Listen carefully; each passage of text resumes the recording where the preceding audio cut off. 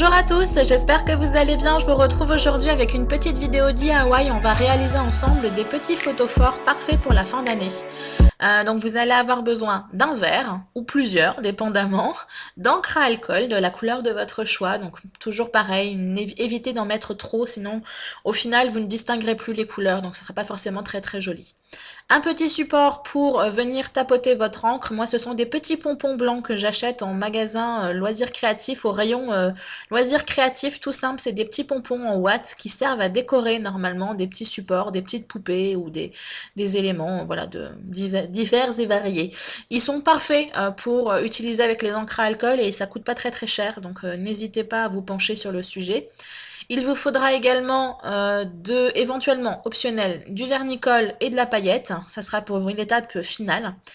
De l'alcool, si vous n'aimez pas ce que vous avez fait, vous pouvez tout effacer, ou si vous avez fait des petites cochonneries sur votre plan de travail, vous pourrez nettoyer. Et qui dit photophore dit bougie.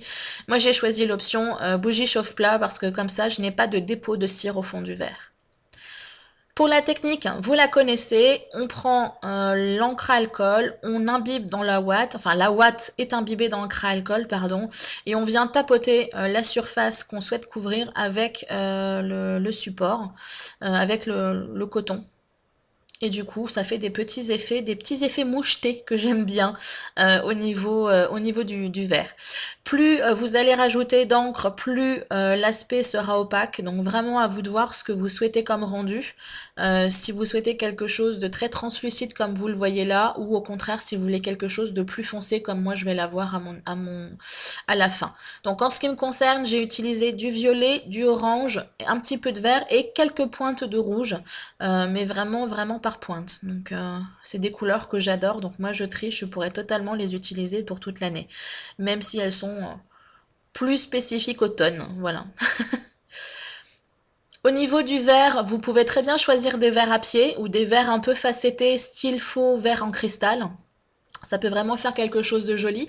Moi, je les ai achetés chez Emma à 75 centimes. Du coup, ils ont pile poil la taille des bougies chauffe-plat. Et ils coûtent pas cher. Donc, ce qui veut dire que vous pouvez très bien vous les utiliser en fin d'année là pour vraiment vous faire un point décoratif super joli sur votre table. Vous en achetez 5 ou 6 que vous décorez et vous les déposez sur le milieu de votre table en chemin de table. Ça peut vraiment faire quelque chose de sympa. Je voulais vous montrer une autre manière de travailler l'encre en créant des coulures. Donc vous laissez glisser une goutte d'encre le long du support.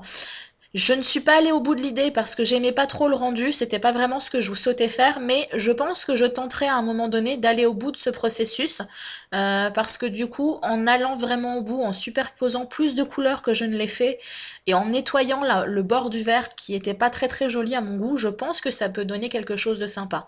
Moi, je voulais vraiment un effet un peu tacheté, un peu moucheté, parce que vraiment au niveau des effets de lumière, une fois que la bougie est dedans, c'est magnifique. Mais voilà, avec plus de coulures, je pense que ça serait joli. Et par contre, nettoyer le bord, là, j'aime pas cet effet dépôt sur le bord. Voilà moi mes 3 photophores qui ont été terminés. Donc vous l'avez vu, hein, j'ai pris de l'alcool, j'ai nettoyé le verre que j'avais utilisé pour faire les coulures et j'ai refait la technique que j'aimais bien. Donc on pourrait très bien garder les photophores tels quels, ou on peut aussi venir les décorer un petit peu avec de la paillette. Donc ça c'est vraiment totalement optionnel, hein. C'est vraiment si vous en avez envie. Donc si c'est le cas, il vous faudra du vernicole et de la paillette. En ce qui me concerne, je voulais rajouter un petit peu de paillettes, mais je voulais pas que ce soit trop voyant non plus. Je voulais vraiment garder l'accent sur l'aspect des encres à alcool et du verre en lui-même. Je ne voulais pas gâcher les effets de lumière qu'il y aurait après. Donc du coup, ça va vraiment être une fine ligne de paillettes que vous allez avoir vraiment sur le bord des verres. Donc vous faites un petit plat, une petite assiette comme vous voulez, où vous saupoudrez des paillettes, pardon. Faites en sorte d'avoir une surface assez large pour que l'ensemble du verre puisse être aplati en fait dans les paillettes. Pour la technique, ça va être très très simple.